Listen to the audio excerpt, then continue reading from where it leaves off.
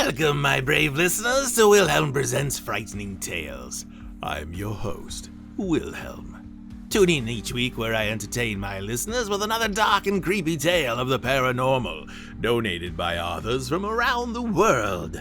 If you're an author of some paranormal fiction and would like to share a story with my listeners, submit one at frighteningtales.com. While you're there, tune in for more than 40 hours of previous content.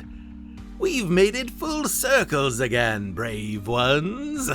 And I'd like to take a moment to sincerely thank each and every writer that has been a part of Season 4.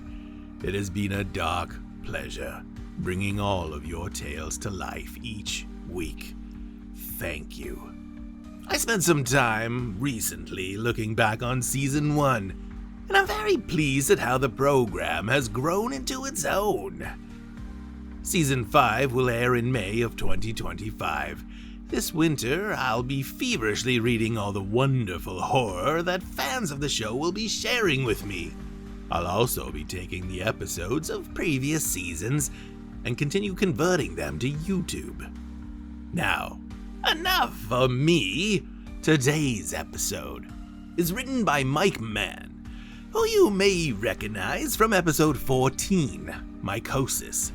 Mike is a Pennsylvanian writer who has a rather gifted talent for the grotesque. When this story came across my screen midsummer, I knew it had to be the Halloween finale. I wrote him right away and told him that this was to be saved for the end of the season. It's the kind of dark tale that reminds me of the cult classic 80s horror.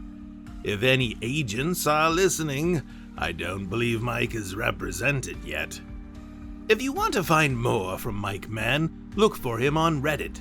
The link shall be provided in the show notes.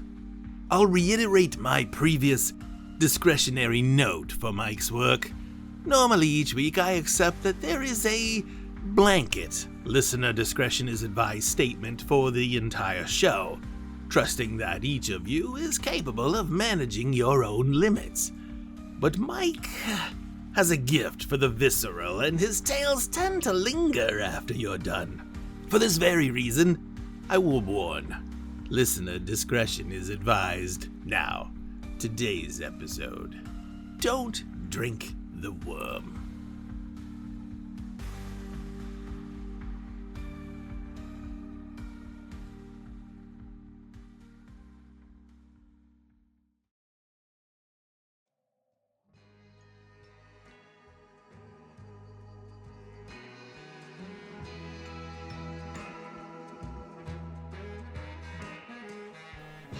And then I told her if she didn't like it, that she could get the fuck out, Skeeter shouted to the group, recalling the last moments of his latest failed relationship. If I'm gonna drink, god damn it, I'm gonna drink.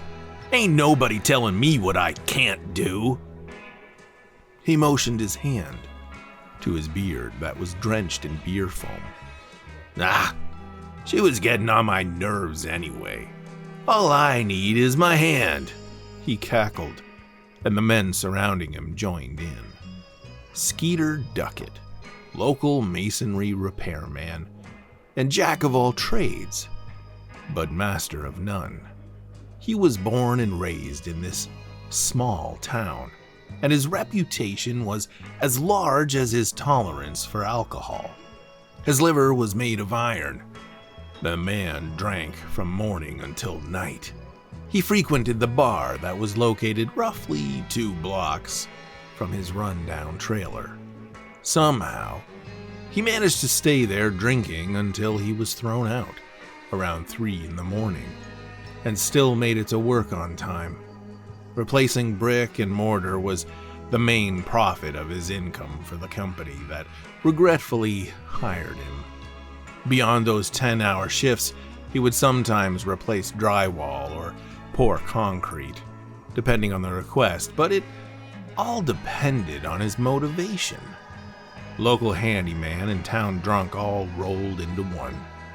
He was not hired because he was the best or that his work was perfection. He was hired for the price. cheapest around and often did the side job for a few bottles of whiskey or a 30-pack of beer. Whatever he could get to fill his gullet. He was rude, obnoxious, and a womanizer. No relationship lasted longer than a week, and it was always due to his drinking habits or lack of hygiene. The last victim of his punch-drunk love left only after 4 days. Skeeter cared not for the loss and went about his days continuing to piss away his money. The townsfolk humored him simply for the cheap labor and the avoidance of his other side. If he ever got angry, then all hell would break loose. He was no stranger to the police station's drunk tank and would periodically spend a weekend sleeping off whatever alcohol-fueled rage he suffered from. Blackouts ending with bloodied lips and shattered glass down at Gino's bar happened more frequently than the owner liked. Skeeter was an all-out mess, and the town dealt with him like you deal with that annoying cousin you're forced to hang out with during Thanksgiving. He didn't really have friends. Those who were seen in his company were more like acquaintances that got suckered into his never-ending tales of bullshit. But if anyone stuck around long enough, he would reach a point of intoxication that he would start buying whoever was near him free drinks.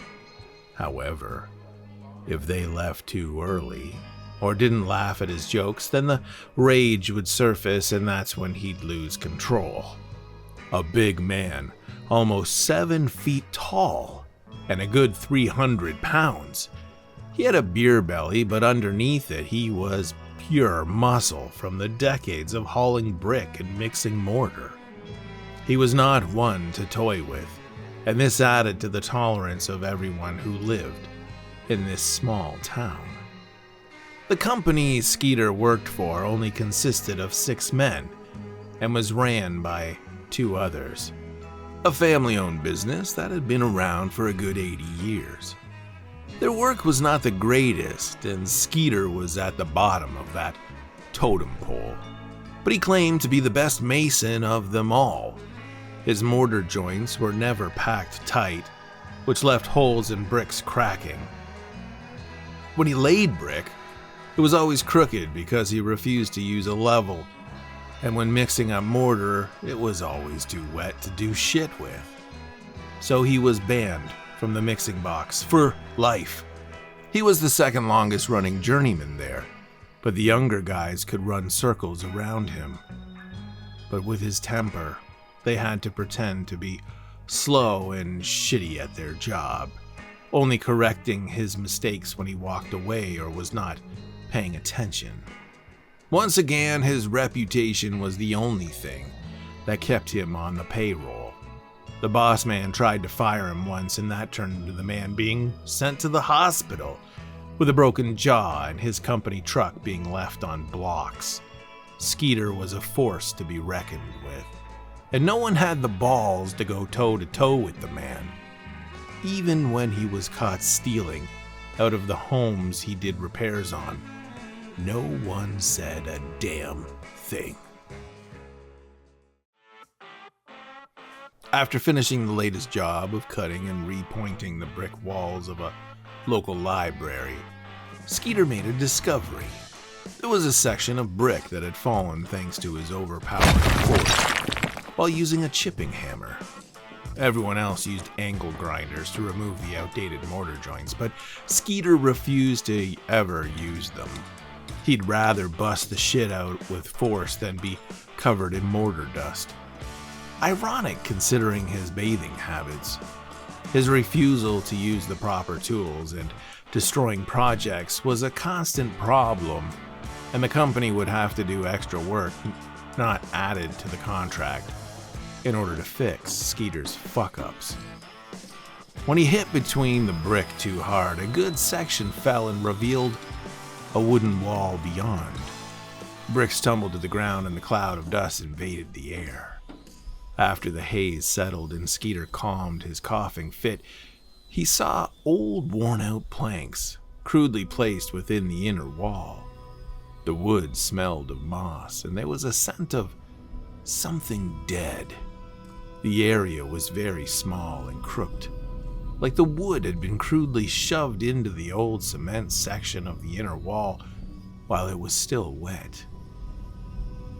There was a rusty latch that held a small door closed, and he opened it without hesitation. It was a secret cabinet of some sort, resembling a stash spot from the olden days. The library was a renovated building that used to be a speakeasy during the Prohibition era, staging as a diner, and this looked to be a secret addition made for hiding. Well, the evidence was there when Skeeter pulled out a dusty bottle filled to the neck with brackish liquid. There was no label of any kind, and it was the only thing in the small crevice. He said nothing to anyone and stashed the bottle in his work bucket, placing it gently inside so to avoid any of his tools cracking the glass. He planned to take it home and drink it after work.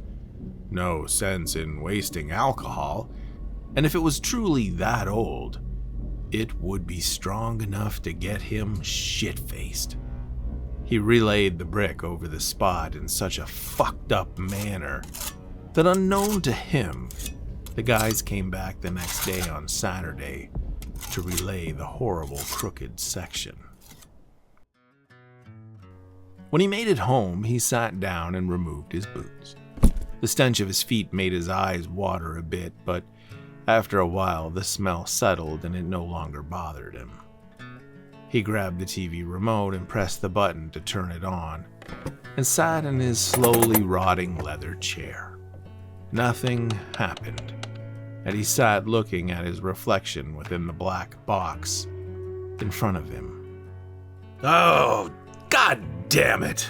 he yelled out loud, and spit flew from his mouth, falling to his disheveled beard.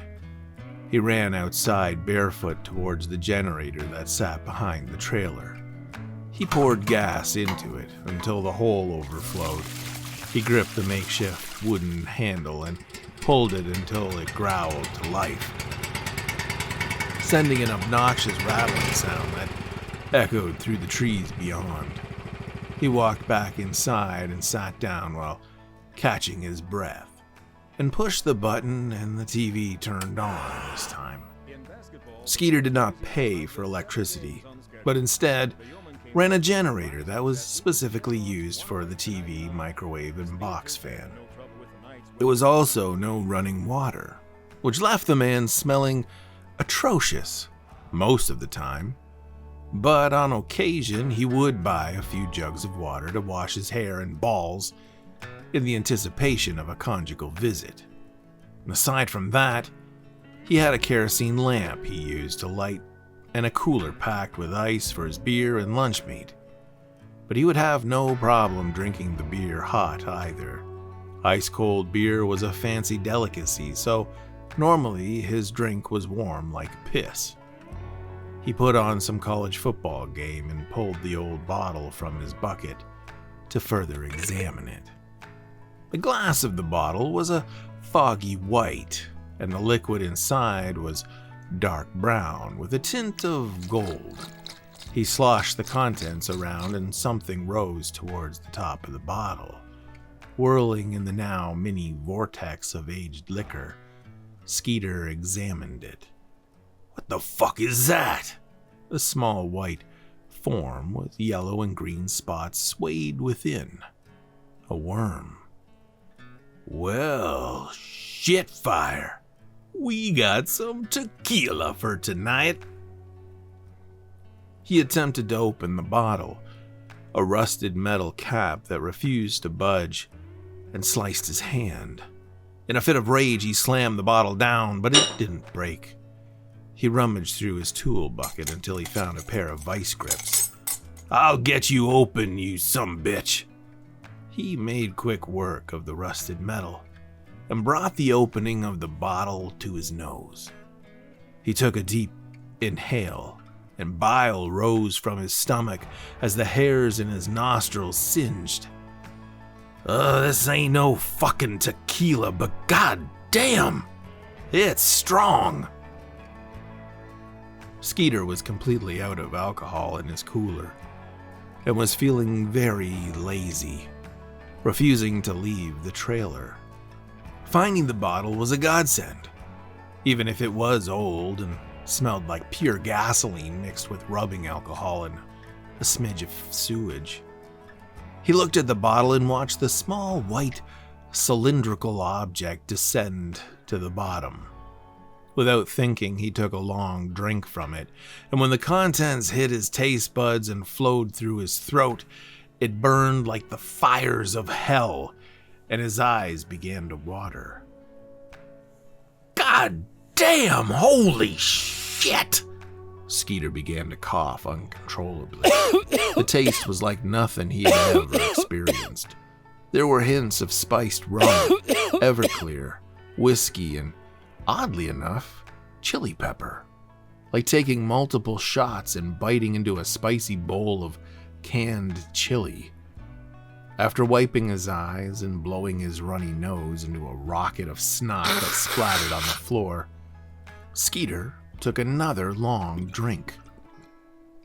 The exact same thing happened, but this time he could taste copper along with the burn of a ghost pepper.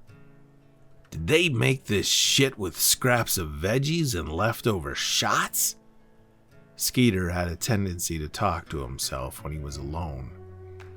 He paused to roll up a cigarette from the leftover butts in the ashtray and a rolling paper. After twisting the paper and lighting one end with a match, he looked at the bottle. A burning sensation was stirring in his stomach that caused it to rumble. He had not eaten all day and searched the cooler for something to snack on. Skeeter moved his hand through the lukewarm water at the bottom and grabbed a bag. Inside were 2 slices of warm bologna. Without any consideration of the consequences, he ripped the bag open and inhaled the meat. With something in his stomach, Skeeter brought the bottle back to his lips and took another long drink. Essence of fermented vegetables and the bite of its potency left snot running out of his nostrils. More coughing echoed inside the trailer, followed by screaming. God damn! Every time this shit kicks my ass! He was both dumbfounded and excited by the reaction his body had with the alcohol. There was no doubt this stuff was old, and the age of it had created a concoction strong enough to remove paint. By this time, he had already consumed half of the bottle. He gazed inside, looking at the floating white shape that did not move unless the liquid was disturbed. Skeeter remembered hearing about certain tequila brands that had a small worm in it, and there were rumors that if you ingested it, you would hallucinate. What kind of shit can you make me see? Skeeter addressed the worm that was spinning in the bottle as he swayed it in his hand. The liquor was kicking in. That warm, fuzzy sensation was taking over, and the world began to spin. A few more swallows, and soon all that was left was a bit of liquor mixed with backwash, and the little white shape settled at the bottom. With one eye fixated on the sad creature, Skeeter held it up to the flame of his lantern and spoke in a drunken slur. Well, buttons up, little fuckle. He chuckled under his breath, burping a bit, and the sting of acrid reflux rising from his stomach. He brought the bottle up, and in a single gulp, Skeeter finished it off and swallowed the grubby worm whole. The burning of the random peppers sent a fury of fluids expelling from multiple parts of his body, and the man ended up pissing himself before falling asleep. Drool and snot leaving a long, slimy trail in his beard that became crusty as time passed, and the sun rose. Skeeter woke up the next day feeling like pure shit. The entire weekend, Skeeter felt the repercussions of drinking an old bottle of alcohol he found stashed in the walls of an old building. Needless to say, his side job was canceled. He was sweating non-stop, and every 10 minutes was running outside to shit in the woods. Being that he never paid for water, the plumbing in his trailer was completely useless. He headed to Gino's bar later that night, but his stay there was short-lived after he had puked all over a table and shit his pants, forcing the owner to throw him out. His body was weak, so there was no fighting the eviction, and he just stumbled his way back home. Sunday night was spent with Skeeter staying in his dirty mattress and sweating off the alcohol. He never got a full amount of sleep. Every few hours he woke up to either vomit, piss in a bottle, or run to the woods to paint a tree with his feces. At one point, he had no time to run outside and was forced to use his non-functioning toilet. After he finished, Skeeter felt a strange sensation in his right eye. He continued to rub it in order to remove the sensation, but it did no good. So he went to the cooler and filled up a cup with warm water and took it to the bathroom. Under the light of a kerosene lamp, he stood in front of the mirror and used the water to ease the weird feeling. It burned, but was itchy, as if something was digging at it. He took a closer look at his eye, and it was bloodshot, with the bottom lid being swollen. He pressed at it, and pus oozed out and fell into the sink. He looked down at what fell from his eye, and the small spots began to shift. "Huh?" Skeeter mumbled as he brought the lamp closer to the sink. At the bottom was a glob of yellow pus, and inside something was moving. Looking back at the mirror, he saw more shit oozing out to fall towards the sink. He panicked and splashed water on his face and did the best to flush out the eye. He pressed hard on the swollen lid until every drop of the infected liquid expelled out and into the drain. He looked again, and the swelling was gone. The blood vessels in his eye had busted in multiple areas. He rubbed at it to ease the burn, but it did nothing. Skeeter became frustrated. "Ugh, fuck this. Now I'm going to bed." He dumped the rest of the water in the sink, and he watched all the disgusting pus flow down. He stopped when he saw multiple white things wriggling around in the water, but they fell to the darkness of the drain before he could get a full examination.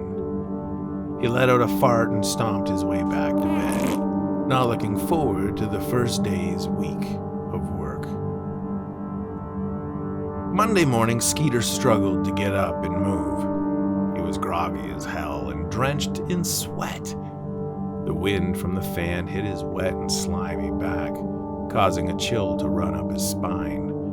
He jolted up to avoid the cold, standing up and stretching his arms until his palms pushed against the ceiling.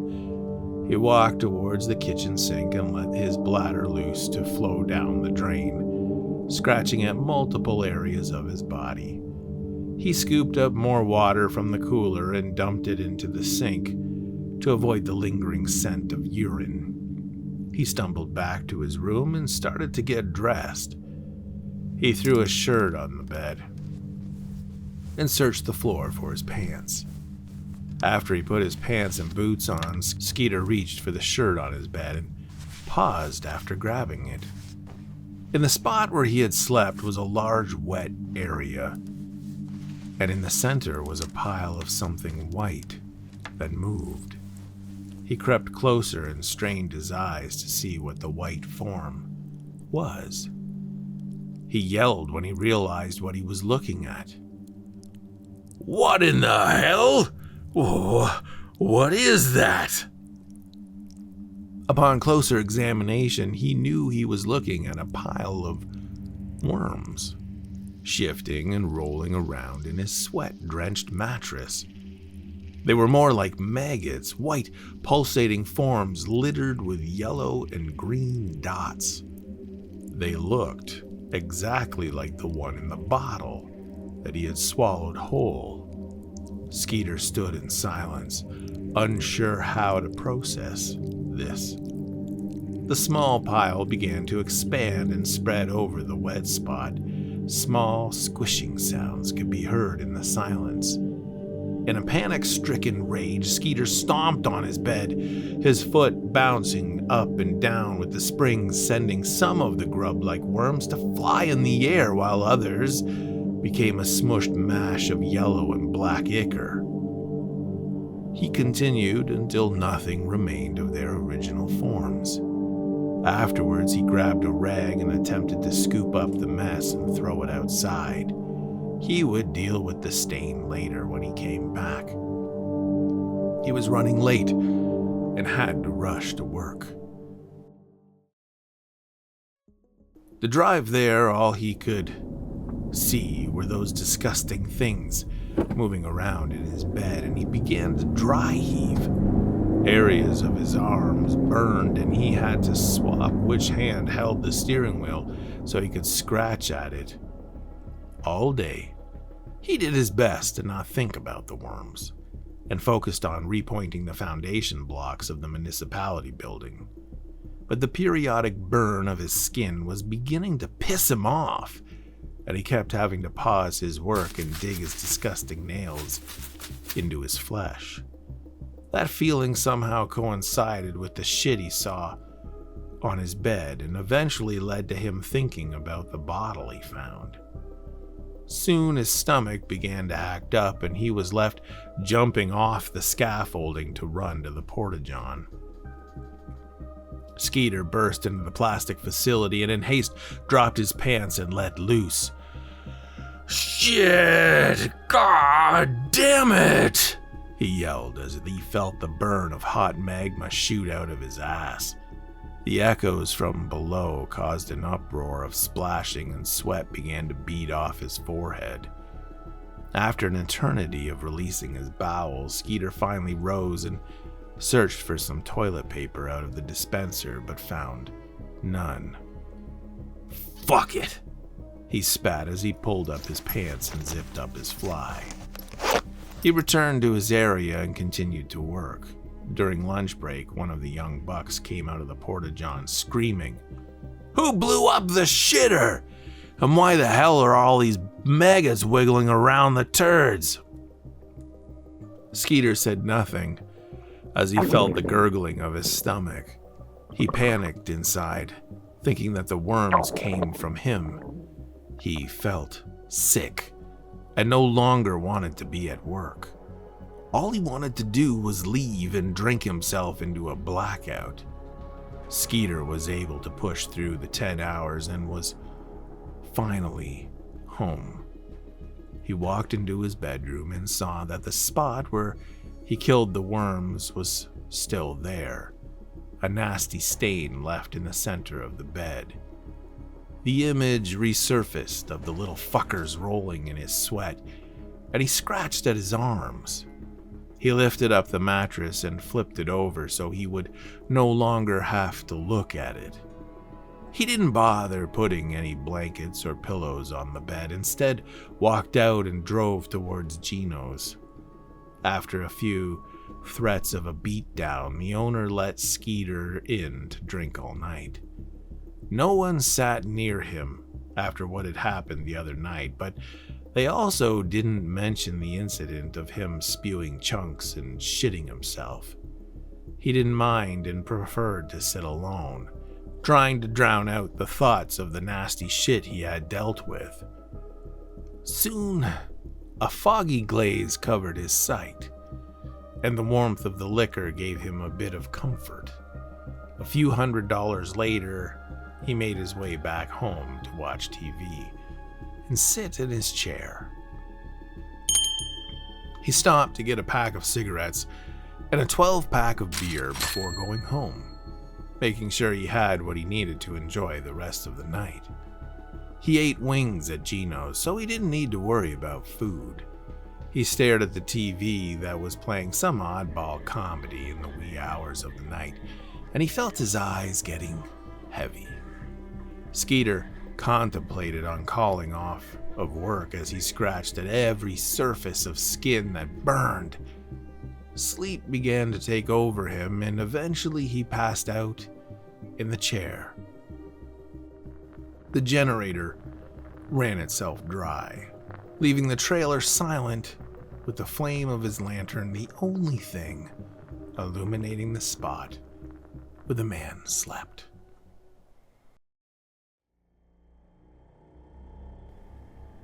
"Fuck!" Skeeter screamed, with immense pain shooting at the bottom of his stomach. He rose up from his chair and ran out of the door towards the woods, sunlight breaking above the treetops. He knelt down to a squatting position with his pants around his ankles and wailed as he let the contents of his stomach exit out his lower half. The burn from the experience was unbearable, and he prayed that it would all stop. After a few minutes, the flow of excrement stopped its exit. He stood up, afraid to look, but he did it anyway. A large puddle of brown and red at the center was a squirming pile of white things. The pile consisted of the same maggot-like worms, but this time it was triple in size, and the things were spreading faster, with some burrowing into the ground. Skeeter could not handle looking at his own filth and ran back to the trailer. He sat at the corner of his living room, his knees pressed against his chest as he rocked back and forth. "Oh, what the fuck is going on? Oh, what's wrong with me?" He remained like this for half an hour before he got up to search around for cigarettes. He lit one up, and the sensation of his stomach returned. "No, not again. Please." The gurgling was painful, and his mouth began to water, drool running out and spilling onto his beard. He could feel something in his stomach moving around, tiny shifting sensations that tickled different areas within his stomach. He wanted to push his hand into his insides and stop the feeling. It made him nauseous as he imagined those creepy crawlers wriggling around inside of him. The movement in his belly caused him to feel like he was going to vomit or shit himself, and he scrambled to the cooler in search for beer. That was his answer to everything. Any problem could be solved with alcohol. He cracked open the warm can and chugged the piss-warm liquid until there was nothing left. A loud belch erupted from his belly, and a burn hit his throat, and soon the gurgling got worse along with the internal squirming of his guts. "Oh, fuck. No!" He couldn't stop it now. Something was going to exit his body. He ran out, and before making it past the door, Skeeter began to vomit the beer he had just touched. Snot and tears fell from his face to mix with the liquid and bile that hit the ground. Regret filled his mind with every heave. White throbbing worms joined in the mixture that expelled from his mouth. The whole experience was gut-wrenching, and he could feel liquid running down his leg. Soon sharp stings pecked at the wet portions of his legs. Skeeter rushed inside to remove his pants in hopes to stop the pinching. His legs were wet with piss, and tiny red spots littered his flesh all over. He looked down at his pants movements, and more of those small, little white things were squirming off in the folded denim and dropped onto the dingy carpet. What the fuck? His words pausing with slow burps in between. He removed the rest of his clothes until he was only in his underwear. Skeeter took his jeans and threw them outside, and they landed in the pool of vomit and worms that were spreading and making their way back towards the opening of the trailer. He yelped when he felt more stinging on his unmentionable areas. The center of his underwear was still soaked in his urine, and he could feel things moving around. He panicked and ripped the stained garment off and tossed it outside as well. He rushed to his room and pulled out clothing from a pile and dressed in haste. In a few moments, he was in his truck and headed to the nearest store. The entire drive, all he felt was the burning of his skin that itched like crazy, and he almost ran off the road as he tried to scratch at his legs. While at the store, he bought 4 jugs of water, a bottle of whiskey, a 6-pack of beer, and a pack of cigarettes. When he made it back home, he dumped the 3 jugs into the tub in the bathroom and poured bleach into the water. He poured a bit of dish soap into the mix and used the last jug to dump in order to stir up the concoction. He placed the alcohol and cigarettes at the edge of the tub before removing his clothes and slowly descended into the water. As he placed himself at the bottom of the tub, a jolt of electricity hit his body from the cold of the water. He began to take handfuls of liquid and splash it all over his itching body. The bleach in the water started to burn the growing red spots that covered his legs and genitals. After dousing his wounds, Skeeter popped the top of the whiskey and began to drink. The harsh liquid filled his stomach, and he felt the comforting burn. He gagged a little as he set the bottle down. He lit up a cigarette and let himself soak for a while. More pain shot in his body, and he looked down at his legs. Blood was leaking out from every spot, and it seemed that the tiny specks had now become holes the size of a pencil eraser. The pain increased, and Skeeter drank more in hopes that it would numb the pain. Soon the bottle was gone and half of the beer had been finished. With a burning cigarette between his fingers, Skeeter began to doze off. The alcohol had done its job and left the sensation of pain to lift and fade. Moments later, he was asleep, but the slumber merely lasted minutes before he abruptly woke up. A searing ache infected his skin, and the unsettled movements in his stomach returned. The cigarette fell into the water and died with a hiss as it became soaked in the tub. He panicked, thinking the cherry would burn him, and he rushed his hands to grab the butt. He was relieved after realizing the water put it out. But he noticed the tub was now filled with a red liquid. The spots on his body now resembling massive zits with pulsating whiteheads at the surface that were expanding out of his flesh. They burned like hell and soon began to try and squeeze out the pus. Fuck! Skeeter spoke between clenched teeth as he used his fingers to squeeze each end of the nasty acne like whelps. No pus exploded from the spot, and he felt movement under the section of skin he was squeezing on. He bit his lip as he took his long and dirt-encrusted nail to rip open the stubborn zit. To his horror, when he did so, there was a fat, wriggling white maggot that was ripped from the open sore. Anxiety riddled his body, and he felt vomit rushing to the back of his throat. In a fit of panic and frustration, Skeeter scratched at every inch of his infected body, releasing an army of those white parasites. When they dropped into the water, they began to squirm their way to the surface. Skeeter stood up and continued his fury of self-mutilation until every white spot had been removed from the sores. He hopped out to look at a tub filled with a school of white maggots. shifting around in the diluted blood pool. The sight was disgusting.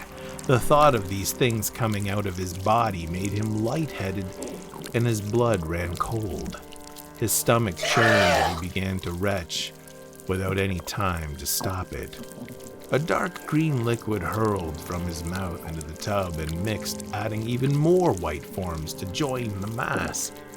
Hundreds of these nasty little fuckers had taken over the tub and were floating.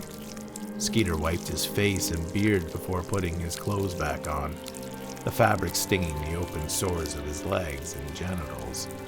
He started to walk out and paused to look at himself in the mirror. He was pale, and his eyes were completely encased in busted blood vessels.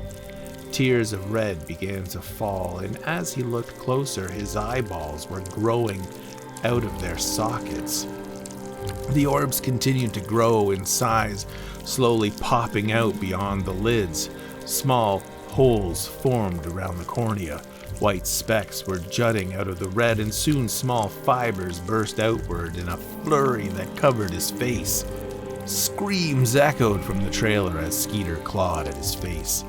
The more he dug, the more blood fell into the sink, and with it came slender versions of the white maggots that were floating in the tub.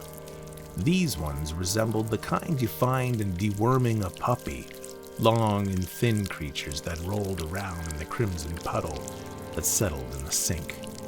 The pain he was inflicting on himself sent jolts of fire to burn in his skull, but the feelings of those things moving around in his eyes was worse. In a sheer force of will, he forced his fingers into his eye sockets and pulled out the hole-ridden spheres, one at a time, throwing them down on the floor and blindly stomping on them with his bare feet. He saw only black, but could feel the constant flow of blood and worms falling from the vacant holes in his face. The pain radiated, and he felt more movement in every portion of his body. Small shifting pulses under his skin that traveled everywhere, and he could feel his hair falling from the follicles and replaced with more slender worms that pushed themselves out. He was sweating as he cried and dropped to his knees. As the beads of sweat forced their way through his pores, he could feel small wiggling things push out with the perspiration. He rubbed his hand across his face, and when he brought his hands down into his palm, there could be felt a dozen squirming forms moving across his skin. "Fuck! Why?" Skeeter muttered to himself before falling flat on the floor. Shifting inside, his stomach attacked him with severe nausea and greater amounts of pain. It felt like a snake was roaming around inside of his intestines, with little babies hatching out of eggs and biting at his insides. The gurgling returned, and he began to spew vomit that coated his beard with fluid and things that burrowed under the hair. His bowels let loose, and he felt the snake-like creature coil inside his gut. Pain radiated on every spot of his body, and Skeeter begged any god that was listening to help him. But his prayer was not answered, as he felt a tear at his belly. The creature was writhing violently, and he felt it chew at his chest until its head burst through the skin. Soon another massive form forced itself out of his rectum in a burst of blood and shit. Skeeter screamed in agony, but the sound was quickly stifled by another large and bulbous mass shooting from his throat and out of his mouth. His body gave way to a dozen large creatures that emerged from every orifice. Fat, coagulated grubs the size of pythons, white with green and yellow spots covering the tops of their restless bodies around Skeeter. During the night, Skeeter's corpse released a plague of those hideous creatures. Forms of every length and girth escaped, and soon the ones in the tub had grown long enough to slide out and shimmy towards the center of the bathroom. Gleaming black fangs protruded out of an open end of the larger ones that had burst out of Skeeter while he was still alive. A set of 4 at each side of the circular opening. They drove these things into the flesh and consumed the leftover fluids before devouring the muscle tissue. Medium-sized ones burrowed through the flesh to eat the remnants of internal organs. The walls of the trailer were filled with the sickening sound of chewing, followed by loud crunching. The man's skin and bones had been broken down to mush by the largest of the white abominations, while the smaller maggot-sized parasites slurped up the leftovers of his body. By morning, nothing remained of the man, except for the clothes he was wearing that were torn to shreds. The destroyed fabrics were surrounded by blood, shit, vomit, and slender trails of yellow slime. It would be a week before anyone checked on Skeeter. They found his clothes in a tub full of blood, but no sign of the man or the disgusting things that his body had incubated. No real investigation was done, no sign of a break-in, but there was a strange trail of blood that led out of the bathroom towards the front door. The people in town chalked it up to a bad fight with an animal attack, but with Skeeter's reputation, no one went out of their way to find him. In fact, most of the people rejoiced with the notion that that dirty monster had finally left them and their town for good.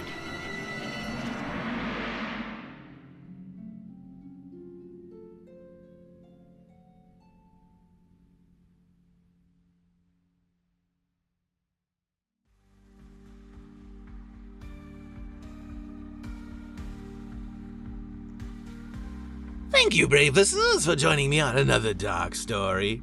I urge all my listeners to go out and find more content by our weekly author, if you're not too timid.